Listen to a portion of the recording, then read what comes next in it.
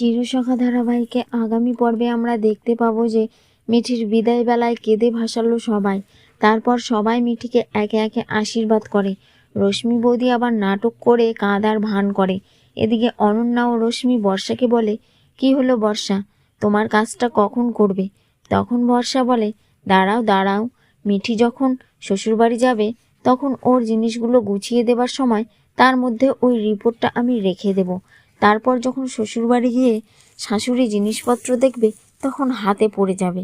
আর যদি তাও না হয় তাহলে আমার কাছে তো আরও কপি আছে, আমি না হয় দেখিয়ে দেব।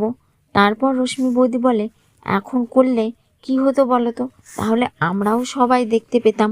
তখন বর্ষা বলে, না বাবা, এখানে দেখানো আমাকেই সবাই সন্দেহ করবে এখানে দেখালে। তা না ওই বাড়িতেই থাক। ভোর তো বেশি ওর গয়না জিনিসপত্র নাড়ানাড়ি করছে, কিছু না হলে ভোরে